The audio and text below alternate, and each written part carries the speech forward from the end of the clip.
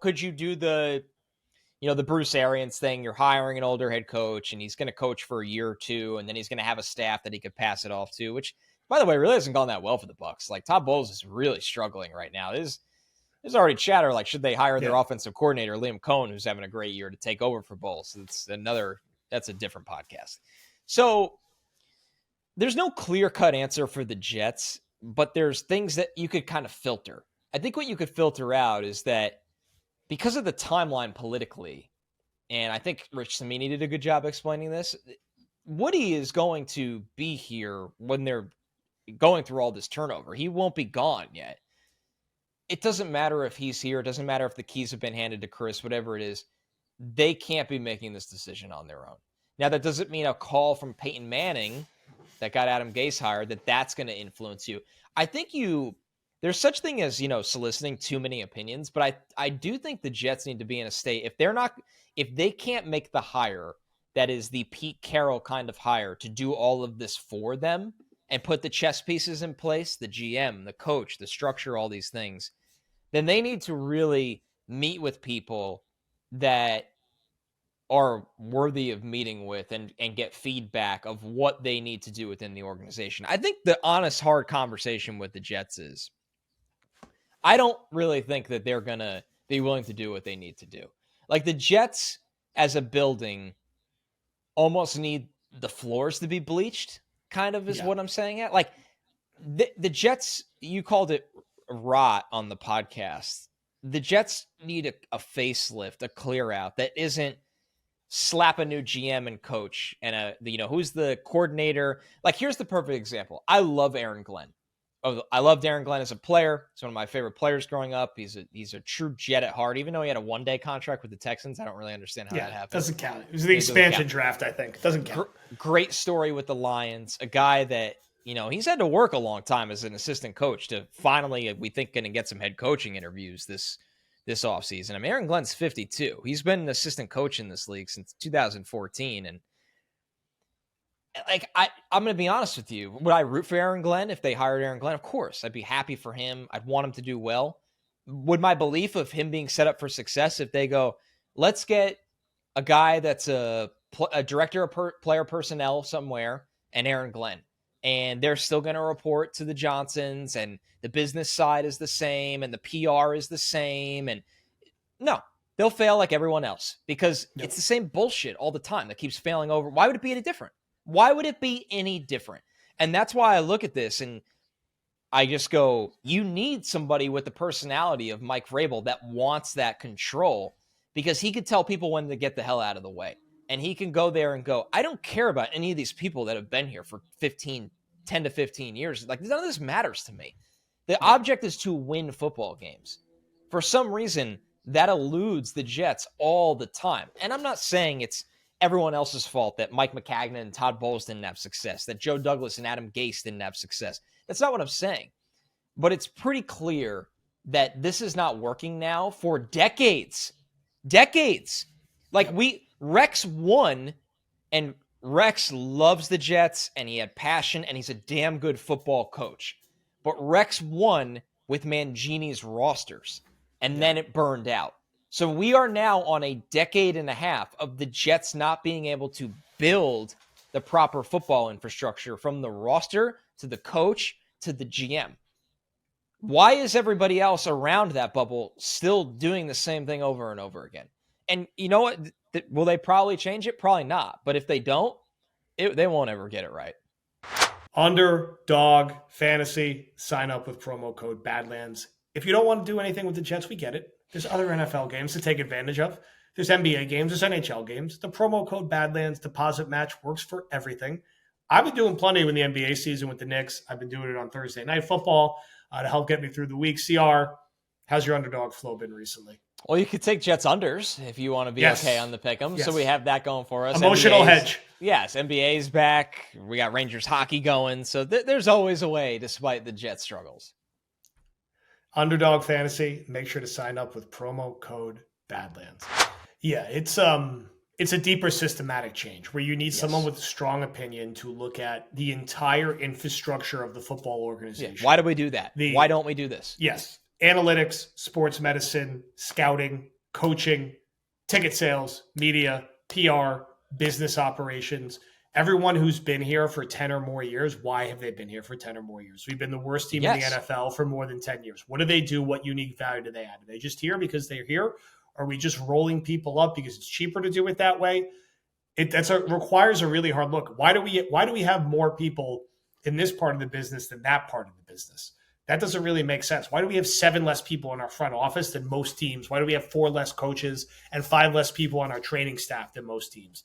Can we better allocate resources? We're going to take a hard look at everything from every position in the roster and really change this and give it a chance to be properly rebooted and rebuilt, and they have not done that since 1997 when they bottomed out with Kotite and went 1-15. And that they really did it. They let Parcells do whatever he wanted, and that infrastructure was sustainable even after he left, and that allowed them to have continued winning for that long of a period. So it requires that depth of change to really set this up for success, along with eventually figuring out quarterback in some shape or form. So next question kind of dovetails, into this and is more of a straightforward. From Jay Webb, Professor Glass is back on. Rank these coaching candidates from what would make you happiest to saddest. Mike Vrabel, Zach Robinson, Bobby Slowick, Todd Monken, Bill Cowher, Rex, Aaron Glenn, Cliff Kingsbury, and Liam Cohn, who you just mentioned. My quick glance at this list, and Monken's not going to come here, so we don't really talk about him. I think that ship has sailed. I love Monken. Yeah, I like it too, but I just don't think it's going to happen. No, I feel kind of this. He interviewed here is, like I said, it's a story for the book. Yeah, ship sailed there. Cowher, no, not at this point. I would say my top 3 out of this list, I, like you and like Will and like many people in the greater Badlands family, are very pro Vrabel. If they could get him, he's at the top for me. He's a proven head coach. That's what I like in particular. Like, hire a head coach who has won as a head coach and won like a meaningful amount. I'm excited about that thought. I like Aaron Glenn. I like him more than most. I did sort of a long answer in the Discord about not just discounting defensive coordinators just because they're a defensive coordinator. And our final question will actually kind of address that. After that, I feel like it's kind of a complete crapshoot. I do like what Cohn's done for the Bucs this year, but it's like, did anyone even know who this dude was 7 months ago? And is that like the right guy? I don't know. I think you're just kind of throwing darts at that point. It's hard for me to really buy one of these guys is particularly better than the others. I don't really think Rex is a serious option that's going to happen, although it'd be a fun story for a year or so. I just don't see it. I kind of like Kingsbury, I think, a bit more. I just, again, he has some experience as a head coach.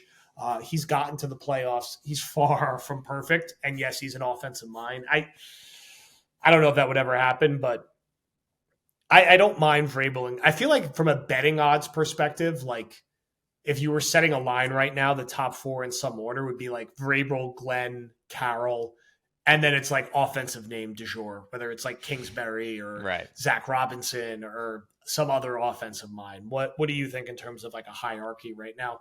Yeah, to answer the question, I mean, Vrabel would be at the top for me in ink with a pretty big gap after that. Then I'd go, obviously we're taking Monken and Cowher out of this. I really liked Monken the first time he interviewed. I thought he had a really good chance at the job, and obviously they made the wrong choice going with Gase. Brian Heimerdinger, baby. So that was just that they blew that one. Then you look at this like it's the coordinator roulette game, right? It really is.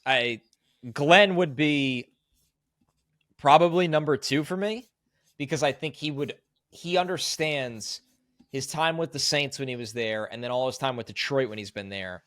I think he understands what the organization needs to do to get back to winning. I just worry about Glenn as the overall like CEO. I think that's a lot on a guy that's never been a head coach. So it's any coordinator is a tough sell, honestly. Cliff, I think, would just get chewed up in New York. I really like Cliff, but I think he would just get chewed up in New York. And I'm not going to sit here and pretend that Drew Petzing, Zach Robinson, Bobby Slowick, absolutely not. He's had a dreadful year for the Texans. My super drunk Rex take from 7 weeks ago is like feels closer every day. He's pitching for it hard. Well, I mean, Rex is coming on Badlands before this season is over. It's I happening. think he is, which would be. I think I'd like honestly crack open a beer for that show. And when I think of Rex, it's a lot of our best Jets memories of recent. So I try not to really ever criticize Rex, because the thing is with Rex, he is one of the last human beings in the world that is so proud of everything associated with the Jets. And I think that means something. But I do think the only way Rex is the coach of this team is if they are dumb enough where they run this back with Rodgers and nobody wants this job. And Rex is there's an alarmingly high chance of that happening. And I'm not saying problem. it's like 20% at least. Yeah, that's the problem. And that could happen, and it would be the most entertaining thing in the NFL. But it doesn't mean it would be a good thing, because once again, it's putting something in front of winning football games. Again, it's the most Jets thing of all time. So, I mean, this list to me is just Mike Vrabel, honestly. If they can't get Vrabel, because there's a really good chance they can't. Really good chance. He doesn't even take the call. Aaron Glenn. And then I guess I'll play the coordinator roulette, and I'll go with Liam Cohen, because I think he's had a really good year for the Bucs. But it's just remarkable. Like, when you look at this, here's my question to you. Say Vrabel, who I don't think has Patriots brain, but say he does truly like lean on that side of him in this one. He's just like, I got one more shot. I can't bet on it with the Jets. I just can't. Or, hey, there's a lot of teams looking for coaches, and maybe he likes another opportunity. This is a guy that had a lot of success in Tennessee. I mean, what the hell are they going to do? Like, truly, it probably would. I think Aaron Glenn would come into play, and that's I think he interviewed worse here. Consolation. Did he interview here in the Salah cycle? I think he did. They interviewed 10 people that time. So I think he was one of them. And something else to keep in mind when Parcells got here, the 98 staff had Romeo Cornell as their D-line coach, Al Groh, their linebackers coach, Todd Haley on the offensive staff. It's ridiculous. Eric Mangini on the defensive staff. And like you said, obviously, Weiss was the offensive coordinator and Bill Belichick was the defensive coordinator. So, like, never lose sight of a staff, like the staff a guy can bring with him and how much that matters to the job. And I mean, I think Vrabel would be the guy that brings the best staff, because he's Mike Vrabel. Like, he's going to have some clout.